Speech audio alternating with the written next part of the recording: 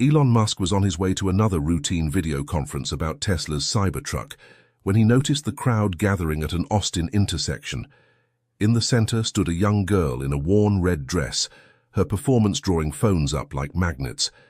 For the CEO of Tesla, it should have been just another fleeting scene in a busy day. But something about the girl's performance, too polished, too rehearsed, caught his attention. Within hours, his Cybertruck meeting would be forgotten, as he was about to uncover a hidden reality of Austin, Texas, that exists in the shadows of his gleaming tech empire. The afternoon sun blazed overhead as Elon Musk sat comfortably in the driver's seat of his Tesla new Cybertruck, its angular form a stark contrast to the more conventional vehicles surrounding it. The truck's tinted windows provided a shield from the outside world, creating a mobile office for the tech mogul as he navigated the bustling streets of the city. Elon's eyes darted between the road ahead and the screen mounted on the dashboard, where several faces peered back at him. The video conference was in full swing, a crucial meeting about the Cybertruck's development and upcoming features. As he maneuvered through traffic, Elon's voice filled the cabin, discussing the intricacies of the vehicle's design. The exoskeleton is more than just a design element, Elon clarified, his voice energetic despite the conversation's technical focus. It's integral to the truck's structural integrity, delivering durability on a whole new level. A woman with sharp features and a focused demeanor leaned closer to her camera. What about the battery range? Have there been any advancements since the previous prototype? Elon nodded, a slight smile playing on his lips. Absolutely. We've managed to squeeze out an additional 50 miles on a single charge. The team's been working overtime on battery efficiency, and it's really paying off. The conversation continued, delving into the minutiae of production schedules, marketing strategies, and potential challenges. Elon's mind was fully engaged, his responses quick and insightful, drawing on years of experience in the automotive and tech industries. As the Cybertruck rolled to a stop at a traffic light, Elon's gaze drifted from the screen to the pedestrian crossing ahead. What he saw made him do a double-take, momentarily forgetting about the ongoing meeting. A small crowd had gathered on the crosswalk, their attention focused on a central figure. It was a young girl, no more than 12 or 13, wearing a vibrant red dress that stood out against the drab urban backdrop. In her hands, she held a tin can which she shook occasionally, producing a metallic rattle that carried even over the ambient noise of the city. The girl's presence was unusual enough, but what truly caught Elon's attention was the crowd's behavior. Many had their phones out, held high as if preparing to record something. There was an air of expectancy, a collective holding of breath that seemed at odds with the typical indifference of city dwellers. Elon found himself leaning forward, trying to get a better view. Was she a street performer? A beggar? The ambiguity of the situation piqued his curiosity, a puzzle presenting itself in the midst of his otherwise structured day. Elon, are you still with us? The voice from the video conference snapped him back to reality. The light had turned green, and cars behind him were starting to honk impatiently. My apologies, Elon said smoothly, pressing the accelerator and moving the Cybertruck forward. I was momentarily distracted. Where were we? As he drove on, Elon's mind kept drifting back to the scene at the crosswalk. The girl in the red dress, the expectant crowd, the mystery of it all. It nagged at him, a loose thread in the otherwise tightly woven fabric of his day. The video conference continued for another hour, with Elon contributing insights and making decisions that would shape the future of the Cybertruck project. Yet, even as he spoke about production timelines and marketing strategies, a part of his mind remained fixed on the curious tableau he had witnessed. As the meeting drew to a close, Elon found himself making a decision. Instead of heading straight back to the factory as planned, he would take a detour. He wanted to understand what had drawn that crowd's attention. It was more than mere curiosity. It was a compulsion to solve a puzzle, to understand a piece of the world that didn't quite fit into his orderly perspective. Excellent work, everyone, Elon said as the meeting concluded. I'll be in touch about the next steps. For now, I have a small errand to run. With that, he ended the call and adjusted his route. The Cybertruck's electric motor hummed quietly as he turned it around, heading back towards the intersection where he had seen the girl. As he drove, the anticipation built within him. What would he find when he returned? Would the girl still be there? And if so, what story would unfold? The unknown beckoned, a siren call that Elon, with all his experience and success, found impossible to resist. The Cybertruck's tires crunched over loose gravel as Elon pulled up to the curb near the intersection. His eyes scanned the area, searching for the vibrant red dress that had caught his attention earlier. The crowd that had gathered before was now dispersing, people drifting away in twos and threes, their curiosity apparently satisfied. And there she was. The girl in the red dress remained at her post, a solitary figure now that the crowd had dissipated. From this closer vantage point, Elon could see details he had missed before. Her dress, while eye-catching, showed signs of wear, small tears at the hem, patches of dirt that spoke of long use. The tin can in her hands, now clearly visible without the obstruction of the crowd, was filled with coins and a few crumpled bills. Elon's brow furrowed as he took in the scene. The contrast between the girl's apparently successful collection and her shabby appearance was striking. It didn't add up, and Elon Musk was not a man who liked unsolved equations. Making a split-second decision, he reached for the glove compartment, pulling out a pair of sunglasses and a nondescript baseball cap. He knew his face was recognizable, especially here in Texas, and he wanted to approach the situation without the complications his celebrity status might bring. Disguised as best he could, Elon stepped out of the Cybertruck. The afternoon heat hit him immediately, a stark contrast to the climate-controlled interior of his vehicle. He approached the girl cautiously, his mind racing with questions.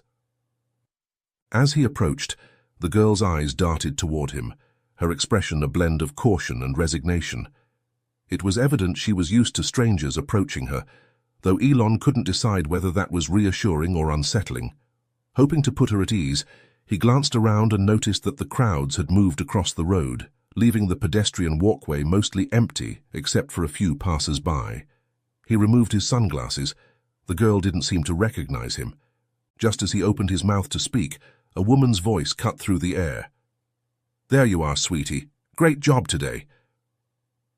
Elon turned to see a woman hurrying towards them, a professional-grade camera hanging from her neck. She smiled brightly at Elon, though her eyes held a hint of nervousness. "I'm sorry if my daughter bothered you," she said quickly. "That performance, it was all part of a school project, you see, a social experiment to observe public reactions to child beggars. We're filming it for her class." Elon listened to the explanation, his skepticism growing with each word. The woman's story flowed too smoothly, as if rehearsed. He glanced at the girl, noting how she remained silent. "A school project?" Elon repeated, his tone neutral. "That's quite an elaborate setup for homework." The woman nodded enthusiastically. "Oh yes, her teacher is very progressive, believes in hands-on learning experiences."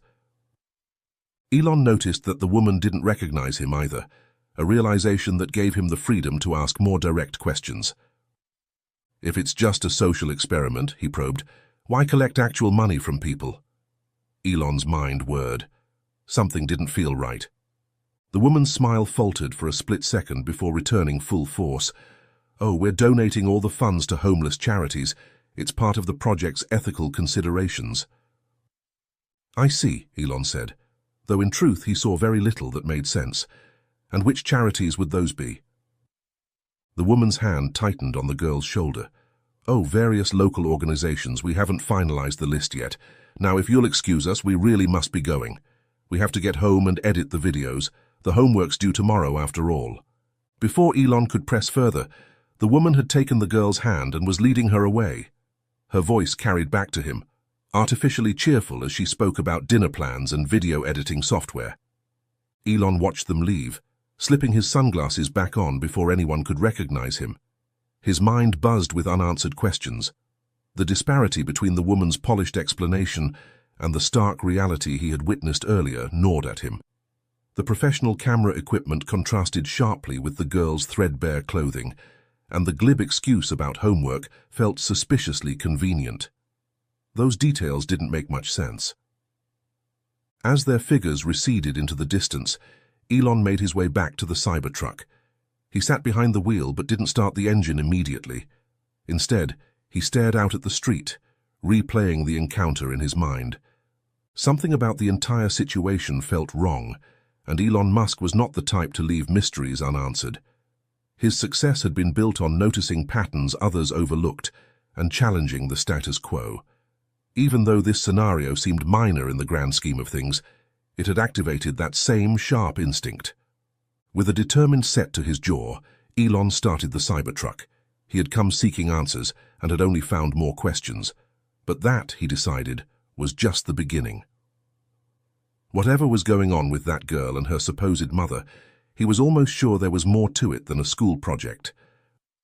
The Cybertruck merged into traffic, its distinctive shape drawing curious glances from other drivers.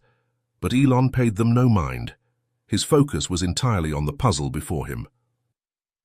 The sleek Cybertruck glided smoothly through the streets of Austin, its electric motor whisper quiet against the hum of the city. Elon's hands gripped the steering wheel with tension, his eyes scanning the sidewalks as he traced the route the girl and her mother had taken earlier. As he drove, a sudden realization hit him. This was the same path leading out of the city to his factory. With each familiar turn, Elon's curiosity grew. He found himself slowing down slightly, his gaze darting from side to side, half expecting to catch another glimpse of the red dress that had captured his attention earlier. Suddenly he spotted them. The woman and the girl were just ahead, turning onto a street that led into one of Austin's poorer neighborhoods. Elon never took this route. He usually drove straight past the area on his way to the factory. His heart raced with the thrill of discovery, but the excitement was quickly overshadowed by a sobering realization. The Cybertruck, with its distinctive angular design and high-profile association with Elon himself, would stand out like a sore thumb in this area. He could already imagine the stares and whispers his presence would generate. Ever mindful of public perception and the potential for gossip or speculation, the last thing he needed was for rumors to start circulating about why Elon Musk and his Cybertruck were cruising through one of Austin's poorest neighborhoods. With a mix of reluctance and pragmatism, he made a quick decision. Elon drove past the turn, sticking to his original route to the factory, but accelerating as he veered off the highway. As the neighborhood faded from his rearview mirror, he couldn't shake the nagging feeling that he was leaving behind an unfinished story. Still, he knew it was the right decision, for now, to save himself from the risk of exposure. "I'll come back, I'll drop the truck and come back," he muttered to himself, the words almost a promise. His mind was already working out plans for a more discreet return, but a small, uneasy part of him feared that he might lose them in the process. The Cybertruck continued its journey to the factory, carrying Elon away from the mystery he longed to solve. But as he drove, his resolve strengthened. This wasn't the end of his involvement with the girl in the red dress and her companion. It was merely a tactical retreat, a chance to regroup and approach the situation more carefully. The drive back to the factory was quick, the Cybertruck's powerful motor eating up the miles effortlessly. As he pulled into the facility, a team of engineers approached, eager to discuss the day's test results. But Elon's mind was elsewhere. "Great work today, everyone," he said, handing over the keys. "Let's reconvene tomorrow to go over the data." The team exchanged puzzled glances at his abrupt manner, but Elon was already striding towards the parking lot where his personal vehicles were kept. The afternoon sun was warm on his face as he considered his next move. With hours still left in the day, the mystery of the girl in the red dress continued to gnaw at him. After a brief pause, Elon made his mind. He headed for his personal car, a less conspicuous vehicle that wouldn't draw attention in the neighborhood he planned to revisit. As he settled into the driver's seat of his more modest sedan, Elon felt a mix of anticipation and uncertainty. He knew the chances of seeing the girl again were slim. She had likely gone inside somewhere in that neighborhood, disappearing into one of the many run-down houses. But something compelled him to go back. If nothing else, he wanted to understand this part of Austin he had never explored before. It felt important somehow, to see this other side of the city, where he had built so much of his business empire. The drive back to the poor neighborhood was quicker in his personal car, unencumbered by the attention the Cybertruck had drawn. As he entered the area, Elon's keen eyes took in details he hadn't noticed before. The prevalence of homeless camping sites, the boarded-up windows of abandoned stores, the general air of neglect that hung over everything. He drove slowly, taking in the sights and sounds of a world so different from the one he usually inhabited. Children played in the streets, their laughter a stark contrast to the grim surroundings. Old men sat on stoops, watching the world go by with weary eyes. And then, like a splash of vibrant color in a grayscale world, he saw it, a flash of familiar red. The girl from earlier was walking alone, her tin can nowhere in sight. The woman who had claimed to be her mother was conspicuously absent. Elon's heart raced as he carefully maneuvered his car to follow at a distance, but the girl, seemingly attuned to the slightest hint of pursuit, quickly noticed his presence. Her eyes widened with recognition and fear, and before Elon could even think of what to say, she took off running. What followed was a chase that Elon would remember for years to come. The girl's speed and agility were astonishing as she darted through alleyways and vaulted over fences. Elon, realizing he couldn't keep up in his car, quickly parked and set off on foot. The chase led them through a maze of streets, each turn revealing more of the hidden face of Austin. Elon's breath came in ragged gasps as he struggled to keep up, his designer shoes ill-suited for this impromptu marathon. Finally, the girl's flight led them to the outskirts of the neighborhood, where a vast empty field stretched out before them. In the distance, Elon could make out the looming presence of a large facility surrounded by chain-link fencing, the community landfill. To his amazement, the girl approached the fence without hesitation. With a grace born of long practice, she quickly scaled the barrier and disappeared among the garbage containers and parked green trucks within the facility. Elon came to a stop at the fence, his chest heaving as he caught his breath. He stared at the spot where the girl had vanished, a mixture of awe and concern washing over him. The ease with which she had entered the landfill suggested this wasn't her first time seeking refuge there. Elon stood at the fence, facing a crossroads. He could walk away now and return to his world of high-tech innovation and billion-dollar deals. Or he could pursue this mystery further, potentially opening the door to a reality he had never before confronted. The choice, he realized, had already been made the moment he decided to follow the girl. With a deep breath, Elon began to circle the landfill's perimeter, searching for a way in. The girl in the red dress had led him this far, and he was determined to uncover the truth behind her story, no matter where it might lead. The community landfill loomed before Elon, a sprawling expanse of discarded remnants of urban life. The chain-link fence stretched as far as the eye could see, an imposing barrier between the outside world and whatever secrets lay within. As Elon circled the perimeter, his keen eyes scanned for any sign of movement, any hint of the girl in the red dress. The facility seemed eerily quiet. No staff or security guards were visible, though the distant rumble of machinery suggested activity on the far side of the compound. Elon realized he was at the back of the facility, away from the main operations area. He returned to the spot where he had last seen the girl disappear. The harsh sunlight beat down relentlessly, casting no shadows across the uneven ground. The landscape was bathed in bright light, reflecting the sense of uncertainty and clarity he was trying to piece together. "Hello?" Elon called out, his voice calm but carrying in the still afternoon air. "I'm not here to hurt you. I want to help." Silence greeted his words. Elon waited, his ears straining for any sound of movement. Then, after what felt like an eternity, a small voice responded from somewhere beyond the fence. "You should leave. It's not safe for you here." Elon's heart leapt at the sound. He moved closer to the fence, his eyes searching the gathering darkness. "Please," he said, "I just want to understand what's going on. Why are you here?" There was a long pause, and then a figure emerged from behind a large garbage container. It was the girl, her red dress now smudged with dirt, her face a mixture of wariness and curiosity as she regarded Elon through the fence. "I live here," she said simply, her voice carrying a weariness beyond her years. Elon's mind reeled at her words. He crouched slightly to meet Kelly's gaze, his tone gentle but probing. Live here? In the landfill? But what about the woman from earlier? She said she was your mother. The girl's face hardened at the mention of the woman. She's not my mother, she spat. My real mom died months ago. That woman, she just pays me to act in her videos. Videos? Elon pressed, feeling like he was finally getting closer to the truth. What kind of videos?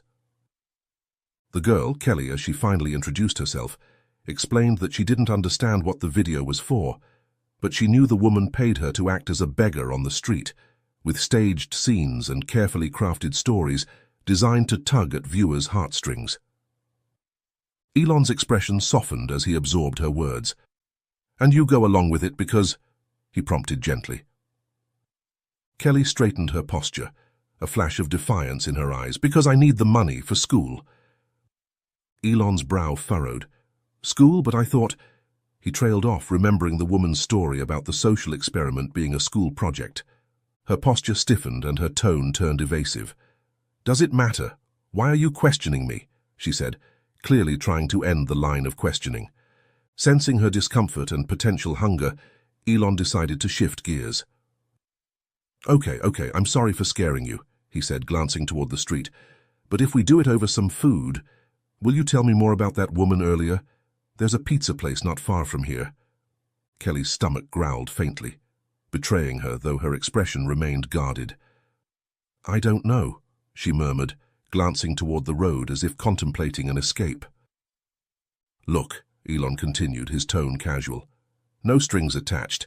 Just pizza and a place to sit down. I'm starving too.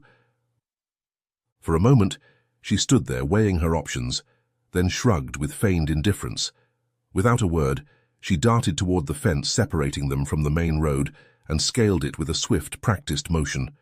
Elon watched, impressed by her agility and confidence. On the other side, Kelly turned back, a faint smirk tugging at her lips. You coming or what? She asked, her tone challenging. Elon chuckled softly, shaking his head as he followed her lead, guiding them toward the pizza place while the conversation hung in the air, far from finished. As they stepped into the dimly lit pizza place, the smell of grease and melted cheese filled the air. The grumpy owner, a balding man with a stained apron, glanced up from behind the counter. His eyes narrowed as he spotted Kelly, his lips curling into a frown. Working again? He muttered, his tone laced with irritation and faint curiosity. Elon raised an eyebrow at the remark, but Kelly ignored it entirely. Without a word, she made a beeline for the furthest booth in the corner, sliding into the seat with practiced ease. Elon followed, his curiosity mounting as he discreetly scanned the room. Adjusting his hat and tucking his head slightly, he positioned himself to avoid unnecessary attention. As he sat down across from her, he leaned in slightly. What did he mean by working again? Elon asked, his voice low but probing. Kelly shrugged, keeping her eyes fixed on the scratched tabletop. He's just nosy, she said flatly. Don't mind him. Elon wasn't convinced. Nosy maybe, but he knows you and it sounds like he knows what you do.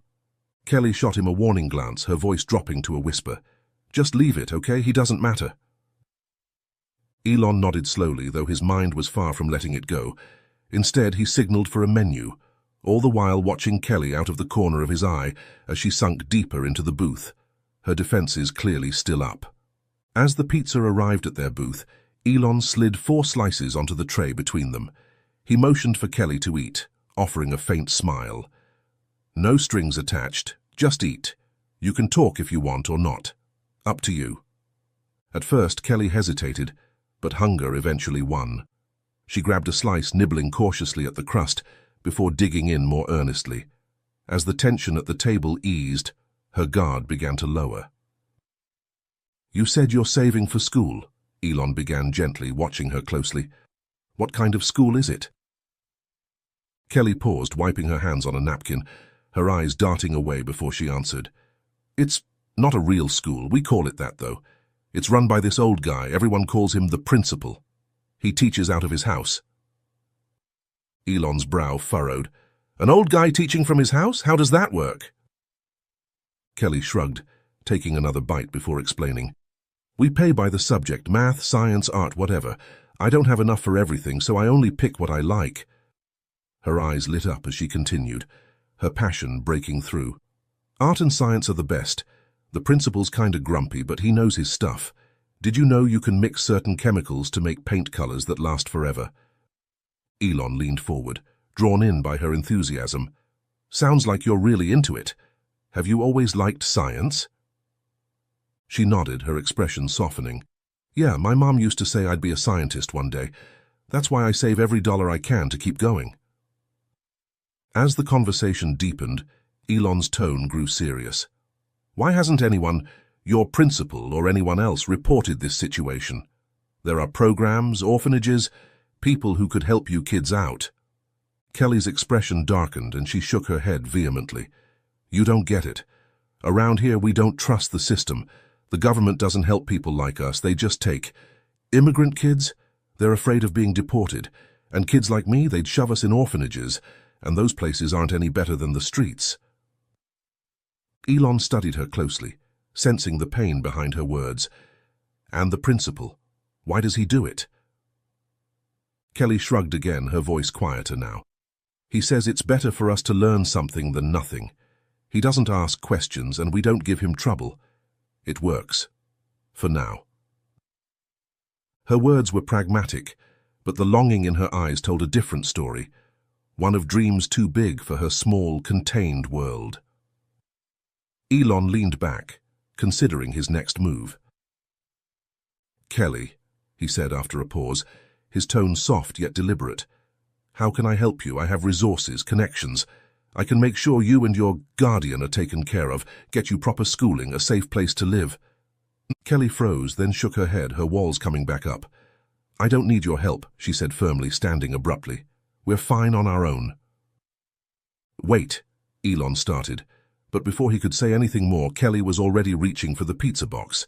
She grabbed it with practiced efficiency, tucking it under her arm.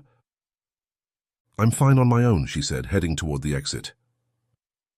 Let me at least drive you back, Elon called after her, but Kelly turned, shaking her head.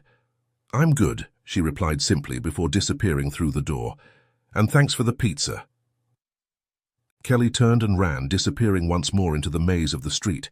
He called after her, but his words bounced against the closing door. Elon sat there for a moment, staring at the empty booth across from him, the faint sound of the bell above the door still echoing in the quiet pizza shop. As Kelly disappeared out the door with the pizza box, Elon remained seated, momentarily lost in thought. The pizza place owner, still behind the counter, exchanged a glance with the door, then turned to look at Elon. With a gruff voice, he remarked, "That's one tough little girl. She's not like the others." Elon tilted his head, curious. "You've known her for a while?" The owner snorted softly, pulling a towel from his apron pocket and wiping his hands. "Since she was born. Used to see her running around here with her mom back in the day." Elon leaned forward slightly, sensing there was more to the story. "What happened to her mom?" The man shrugged, his tone turning clipped. "Not my business anymore, and it shouldn't be yours either. Pay your tab and get going." Realizing he wasn't going to get any more information, Elon sighed and reached for his wallet in his pocket to settle the bill. He nodded politely as he left, the man's words echoing in his mind. Outside, the evening light was fading, casting long shadows over the narrow streets. Elon climbed into his car and hesitated before starting the engine. The drive back to his residence in Boca Chica would take nearly 5 hours, and the day was already winding down. He glanced back toward the direction Kelly had disappeared, the girl's sharp eyes and guarded words still weighing on him. Practicality and concern battled in his mind before he made his decision. Instead of heading south, he searched for a local hotel that was not too far from the neighborhood. It wasn't just the convenience of avoiding a late-night drive. It was the nagging feeling that Kelly's story wasn't over, and staying close might give him another chance to figure out how to help. Pulling into the hotel lot, Elon parked, grabbed his bag, and headed to reception. The elderly woman behind the desk smiled warmly as he approached, and his heart sank as recognition flickered in her eyes, despite his cap and sunglasses.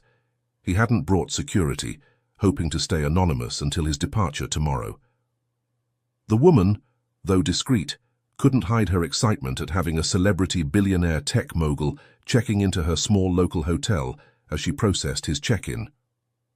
Resigned to being recognized, he quickly texted his head of security his location for the night. In his room, Elon found rest elusive. Only now did the full weight of his derailed day hit him. His calendar had been packed with crucial meetings, decisions waiting for his input, people counting on him.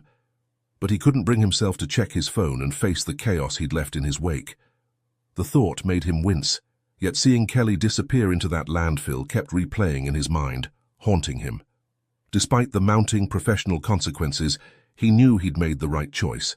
The woman's story claiming to be her mother, and the video for the social experiment for school, now seemed not just implausible, but insulting in light of what he had learned. Unable to rest, Elon reached for his laptop.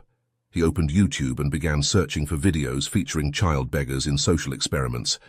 It took some digging, 3 pages of results, before he finally spotted a familiar sight. There, in a thumbnail image, was Kelly in her red dress, standing at the same pedestrian crossing where he had first seen her. The video was 15 minutes long, and as Elon watched, he felt a growing sense of unease. Kelly's performance was remarkable, too remarkable for a child her age. She delivered a carefully crafted monologue, her eyes wide and imploring, as she told a heart-wrenching story of family tragedy and desperate need. Elon found himself both impressed by Kelly's talent and deeply troubled by its exploitation. The comments section was a mixed bag. Some viewers expressed concern about child labor and the ethics of the situation, while others defended it as a harmless experiment, school project, or family activity. The video ended with a note claiming all collected money would go to charity, but Elon noted the conspicuous absence of any footage showing these supposed donations. Remembering Kelly's explanation about using the money for her classes with the principal, he realized the ugly truth. There were no donations, just the exploitation of a talented child for YouTube revenue. As the reality of Kelly's situation sank in, Elon felt a renewed determination to help her. Regret gnawed at him for letting her return to what he now understood was a life tied to the landfill. His mind churned with ideas for how he could offer support while respecting her clear aversion to official channels and child services.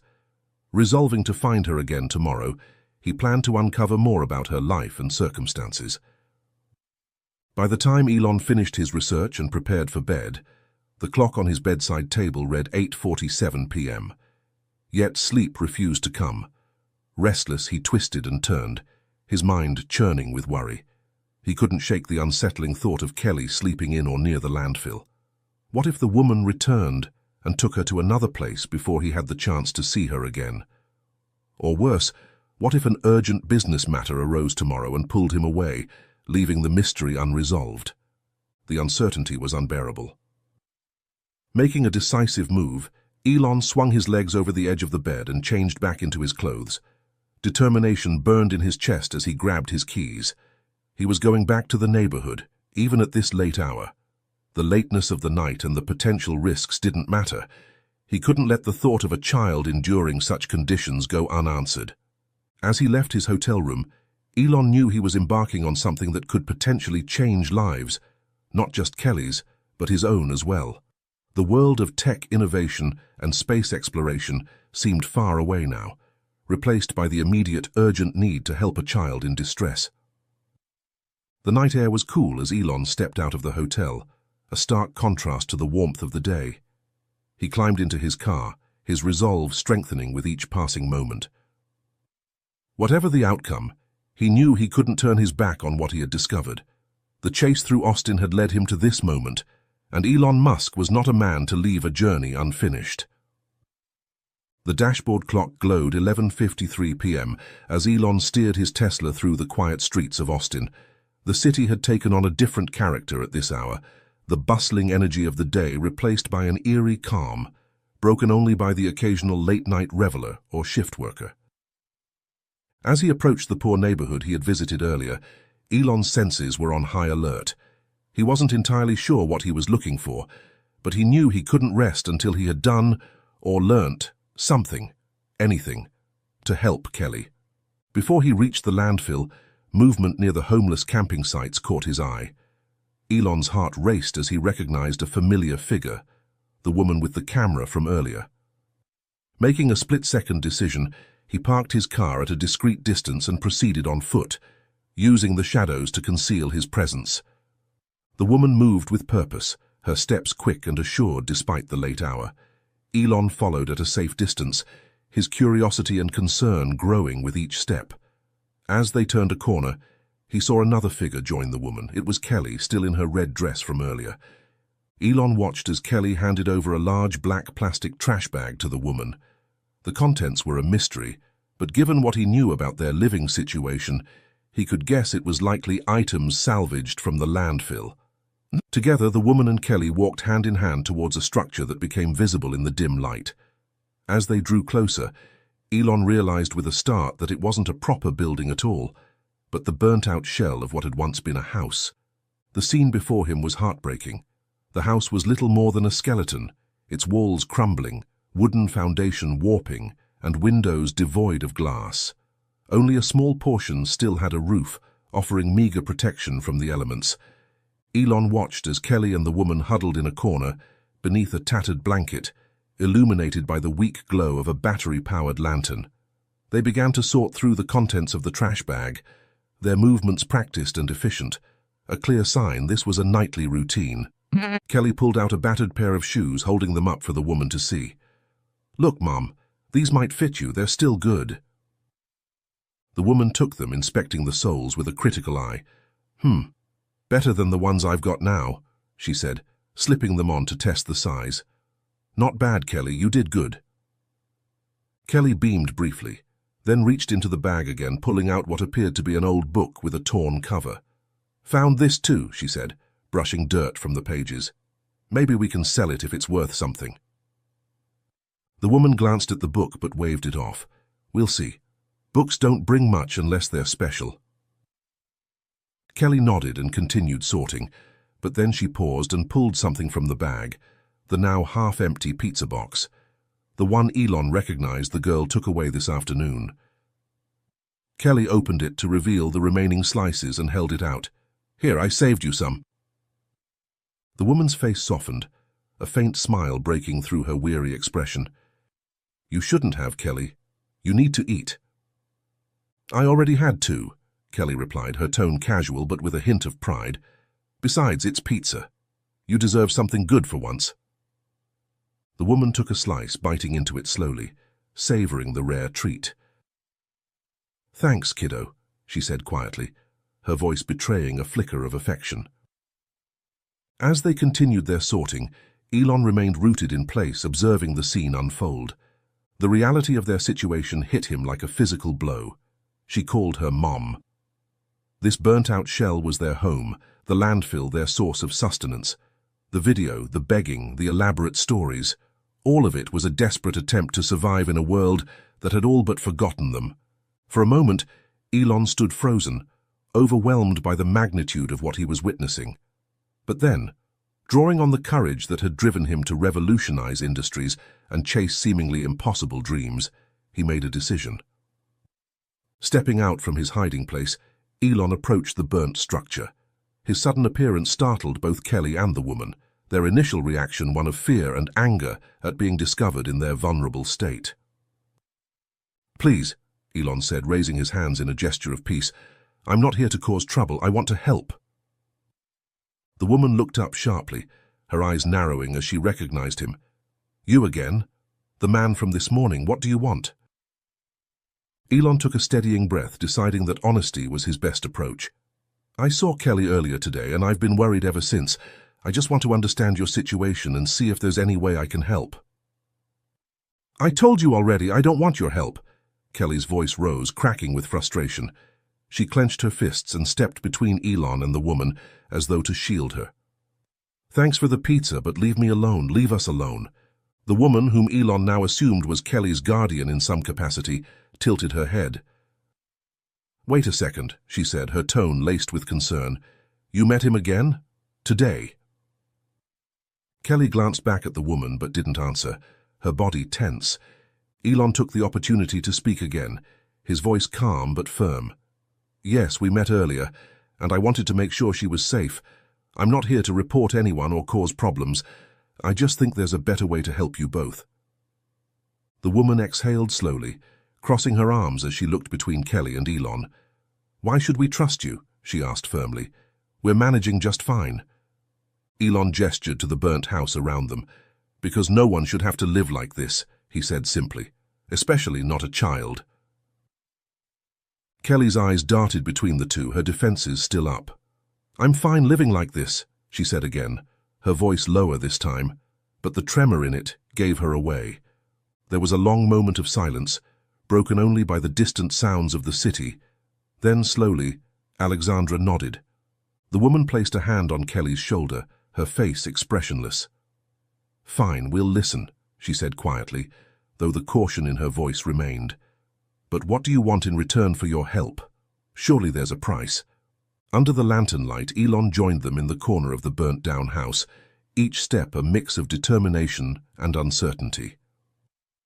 Elon took a deep breath, his gaze fixed on the charred remains of the structure before him.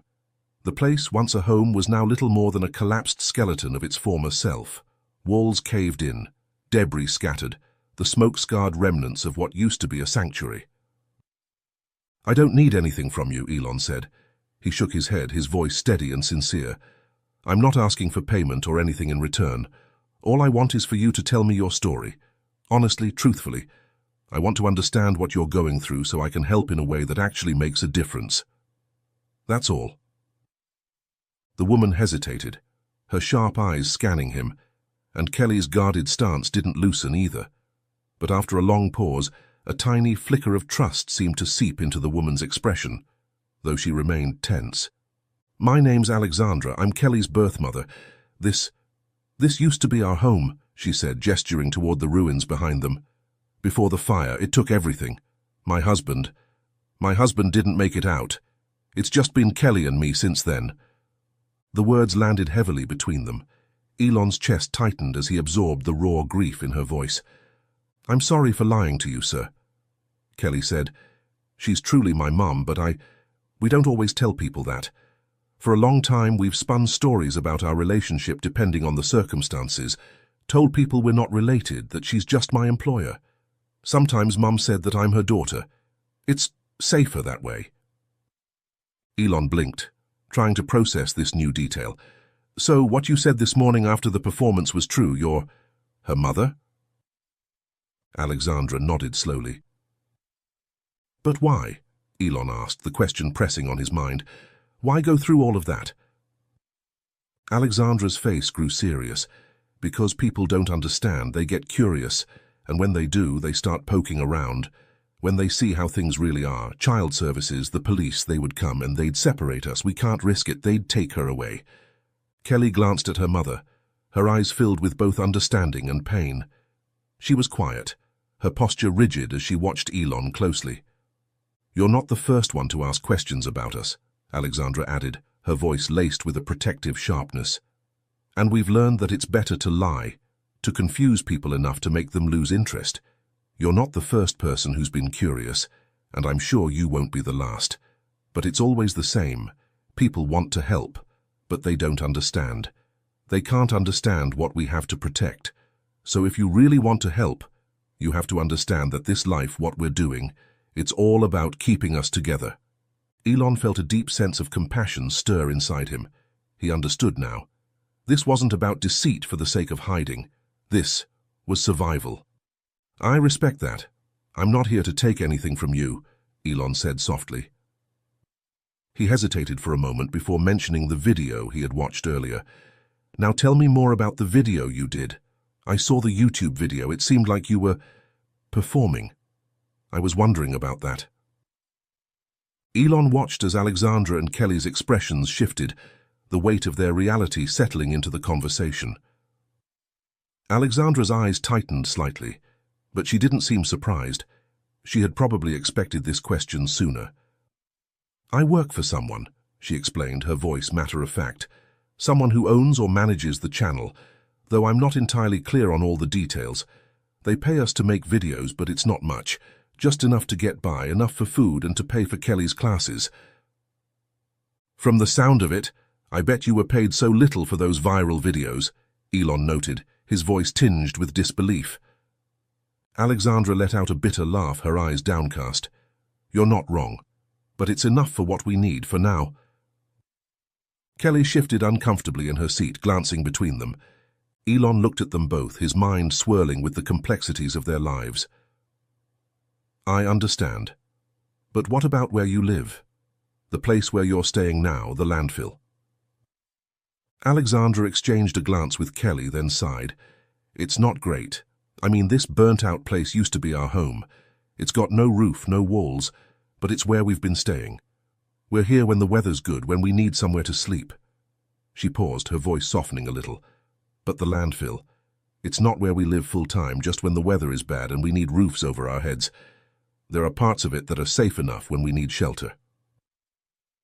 Elon felt a pit form in his stomach at the thought of them living like this, in constant survival mode. It's not all bad, it's not like what you think, it's not all trash and garbage. There are places like old shacks where we can hide from the rain.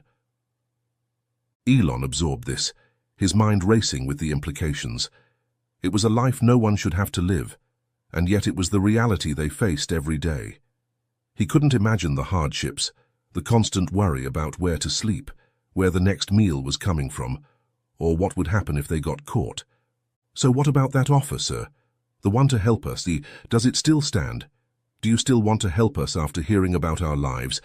It's a mess. I wouldn't blame you if you decided to walk away. Kelly voiced up. Standing amidst the charred remnants of their burnt home, Elon took a steadying breath. He knew this moment had the potential to change everything, but it required honesty, a rare step for someone who was used to keeping his own life private. He looked at Alexandra and Kelly, their wary eyes searching him for answers, and knew it was time. I owe you the truth, Elon began, his voice steady but with a sense of gravity. As he spoke, he slowly removed his baseball cap and sunglasses. Both women froze for a moment, their eyes widening in recognition as his familiar features came into view. My name is Elon Musk. I own Tesla, SpaceX, and a few other companies. Alexandra's eyes widened slightly, but she didn't immediately speak. Kelly's expression shifted between disbelief and curiosity.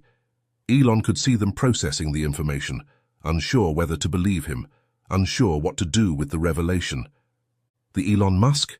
Kelly whispered, her voice a mix of awe and uncertainty. Elon nodded, his expression serious. I know this changes things, he said, but I want you to understand, my offer of help comes with no strings attached, no publicity, no expectations, just a genuine desire to make a difference. Alexandra's laugh was tinged with hysteria. Make a difference? Do you have any idea what our lives are like? How can someone like you possibly understand? And why would someone like you be interested in us? Alexandra asked, her voice guarded. Elon's response was calm but firm. You're right. I can't fully understand what you've been through, but I believe no one should have to live like this. And because I think I can help. I know it's hard to trust people in your situation, but I won't involve any authorities. I won't call the police or child services. I just want to help you both, in whatever way I can. You won't lose each other because of me. Alexandra and Kelly exchanged a quick glance, the unspoken bond between them clear. Slowly, Alexandra's features softened, and she let out a breath she didn't realize she'd been holding. All right, she said, the wariness still there but tempered by a flicker of trust. So, what are you offering us? Elon's response was immediate, his voice firm and sincere. I can help you rebuild your home. I can have it rebuilt from the ground up. Not just a shelter, but a home, something that gives you both dignity, something you don't have to run from. Kelly's eyes widened, and for the first time that evening, her expression softened with a hint of something resembling hope. A real home? Elon nodded, his gaze unwavering. Yes, a place where you don't have to worry about the roof falling in every time it rains. A safe place where you can start over your lives. Alexandra looked at him, her gaze searching, skeptical but curious. And what do you get out of this? Why help us? Elon smiled faintly, though his eyes were serious. It's not about what I get. It's about what you get, the chance for something better. And trust me, that's worth more than anything else. For a moment there was silence between them. Then Elon turned his attention to Alexandra, his expression shifting slightly, as if considering the broader picture.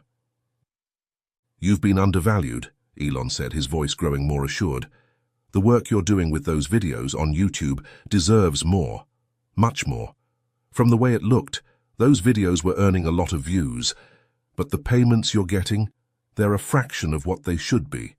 You're not getting what your content is worth. I know the industry. I've worked with digital content and monetization, and I can tell you, you're being shortchanged." Alexandra looked at him, her eyebrows furrowing in surprise. "You know about the industry?" Elon nodded. "I've built companies based on digital platforms. I know how the system works, and I know how much money these videos can generate. If you want, I can help you find other ways to monetize your content. Set up a studio in the house. I know it's not much, but I can at least help you get paid what you deserve." Alexandra's eyes were wide, a blend of surprise and cautious optimism. "You really think—" She paused, then glanced down at the camera in her hands. "This is all I have left. Before everything fell apart, my husband bought me this camera because of my passion for photography. But after everything, I had to sell it to the man who hires me. But I can still use it to work for him." "So I know just from watching your content. You have the talent, Alexandra," Elon said, a small, reassuring smile tugging at his lips. "Have you ever thought about building your own home studio, creating content independently? With your skills, I believe you could make a legitimate career out of this, the kind of career where you're in control. You don't have to rely on anyone else or work for scraps. I can help you get there. Build a studio in the house, equip you, connect you with the right people, and guide you through it." Alexandra began to open up more, her voice becoming more reflective as she spoke about her past. "Before everything happened, I had dreams, you know. I wanted to be a video producer, help make films. I used to work with my husband on some projects. He had a vision and we were building something. But the fire, it destroyed everything. My husband's debt took away all the progress we made, and now everything I thought I could do is gone." Elon listened intently, his expression softening with empathy. "I understand. It's devastating when your dreams get taken away from you, especially when you had something good going. But I believe you can get back to that place. You have the skills, the creativity. I can help you find ways to reignite your passion for video production, and with the right resources, you can start from where you left off, or even go further." Turning his attention to Kelly, Elon smiled, his eyes softening. "And Kelly, I've been thinking about you too. You mentioned loving science. Did you know I'm working on projects to send humans to Mars, to revolutionize sustainable energy?" Kelly nodded slowly, her eyes lighting up despite her wariness. "I've read about it," she admitted. "In old magazines I found—" "In the landfill," Elon finished gently. "You have a natural curiosity and talent, especially in science and art. I can help you get the education you deserve, one that goes beyond what the principal can offer. I could help you connect with educators, scientists, and even professionals who could mentor you." Kelly looked at him with a mixture of awe and disbelief. "You really think I could do that? Get a proper education? I don't know if it's possible for someone like me." "It's not just possible, Kelly," Elon replied earnestly. "It's entirely within reach. I've seen it happen time and time again. With the right dedication, you can make it happen." Both Kelly and Alexandra were silent for a moment, the weight of Elon's offer sinking in. They had lived their lives so far without much hope, scraping by with what they could. The idea of someone offering them genuine help, without strings attached, felt almost too good to be true. "We can't just trust people, Elon," Alexandra said cautiously, her eyes narrowing. "You don't know what it's like to be in our position. People offer help, but there's always a catch, a price. Your offer's too big for just the exchange of our lives story, and I don't want to owe anyone anything. I don't want to be trapped again." Kelly nodded along with her mother, her voice quieter but filled with the same wariness. "We've been through too much. People don't help without expecting something in return. What if this is just another trick? What if things end up worse than they are now? Elon, sensing their concerns, held up a hand to assure them. I hear you. I understand why you're hesitant. I'm not asking for anything. No debts, no obligations. What I'm offering is simply a chance to start fresh. I'm not going to involve any institutions or make any part of this public. It's just between us. As the conversation continued, Elon could see the walls Alexandra had built around herself beginning to crack, just a little. He knew it wouldn't be easy, but with time, he could help her rebuild her life, and Kelly's too. They had been through so much already, but perhaps this was the turning point they both needed. He turned to Alexandra. I'm not here to judge or to impose my ideas of what your lives should be. I'm here to offer opportunities, if you want them. For the first time since meeting them, Elon saw something shift in Alexandra, something resembling the beginning of hope, a small flicker that had been long buried beneath years of hardship. All right, she said, finally nodding. Her voice was softer now, but still laced with caution. We'll take your help. Elon's face lit up with a broad smile. I really appreciate you trusting me, he said warmly. Now there's one more thing. You'll need a safe place to stay while we work on rebuilding your home. I have a few properties nearby, nothing extravagant, but they're clean and secure. I can have them prepared for you by tomorrow. But since it's already late, I can arrange for you both to have an extra room at the hotel where I'm staying tonight. Alexandra and Kelly gathered a few of their belongings. Elon guided them to his car, the night air cool against their skin as they walked. Their silhouettes stretched long in the dim light of the street lamps, a reminder of how far they had come and how much still lay ahead. Elon spoke quietly as they got into the car, telling them about the plan for the night. Their few meager belongings fit easily into the back of the car, a sharp contrast to what they had lost, and how little they had left. Kelly didn't say much, her face tired but curious, while Alexandra nodded, appreciating the calm assurance Elon provided. The clock on the dashboard read 1:53 a.m. as they pulled into the hotel parking lot. The lobby was eerily quiet, with only a few late-night guests trickling in and out. The hotel receptionist and security guard immediately recognized Elon, their faces shifting from routine professionalism to surprised acknowledgement. Elon, with his usual confidence, handled the situation with ease. He made sure the pair's dignity was preserved while swiftly arranging accommodations. Please make them comfortable, he told the receptionist, offering a polite but firm request. The hotel staff exchanged glances but said nothing, recognizing Elon's authority and respecting his discretion. At the front desk, Elon requested a room for Alexandra and Kelly, separate from his own. The receptionist nodded, taking note of their worn clothing, Kelly's red dress now dirty and torn at the edges. Elon could sense the curiosity behind the receptionist's eyes, but appreciated their professionalism in not voicing it. As the receptionist handed over the room keys, Elon smiled and made sure to thank them for their prompt service. Despite the late hour, everything was handled smoothly with no questions asked. Elon escorted Alexandra and Kelly down the hotel corridor, the plush carpet beneath their feet a sharp contrast to the bare, soot-streaked floors they had known just hours earlier. As they walked to their room, Elon spoke calmly, his voice steady. Tomorrow morning I'll start the process of getting you into one of my properties temporarily. While you're there, we'll start work on rebuilding your house. I'll take care of everything. No need for you to worry about the details. We'll make sure it's done quickly and properly, and I'll make sure your privacy is respected the whole time. His tone was reassuring. His words not just promises, but commitments. Something tangible they could hold on to. At the door of their hotel room, Alexandra and Kelly paused for a moment, the weight of the day finally catching up with them. They exchanged a few quiet words with Elon, their faces a mix of disbelief and exhaustion. "Thank you," Alexandra said, her voice soft but full of gratitude. Kelly nodded silently, her eyes still wide from the whirlwind of events that had unfolded in such a short time. The reality of their new circumstances, sleeping in a real bed away from the dirt and the elements, began to settle over them. For the first time in a long while they felt safe.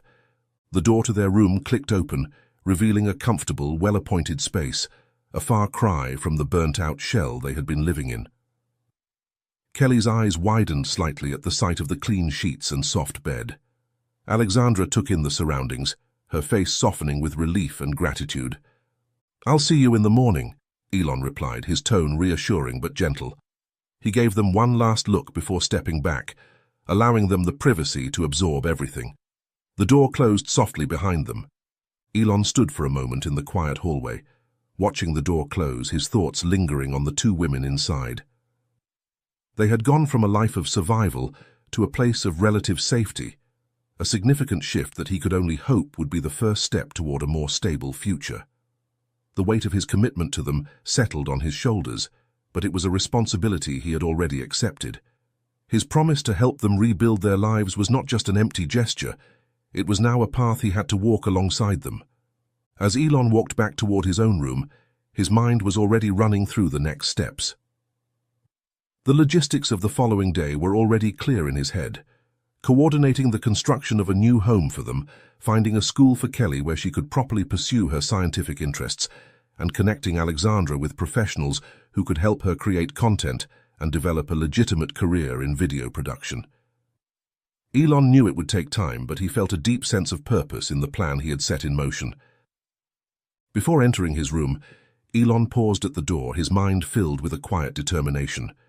He was committed to seeing this through, not just providing them with temporary relief, but helping them build the kind of sustainable future they deserved. He would ensure that both Kelly and Alexandra had the tools, resources, and opportunities to create lives independent of the hardships that had defined them for so long. With a final glance toward the room where they rested, Elon made a silent vow to himself. He would follow through on his promises, no matter the obstacles. He would see them not only survive, but thrive. As night settled over Austin, 3 lives were now connected, each irrevocably altered by a serendipitous meeting and the bravery to bridge the gap between circumstance and privilege. The journey of Elon, Alexandra, and Kelly was only beginning, and in many ways their story was only just unfolding.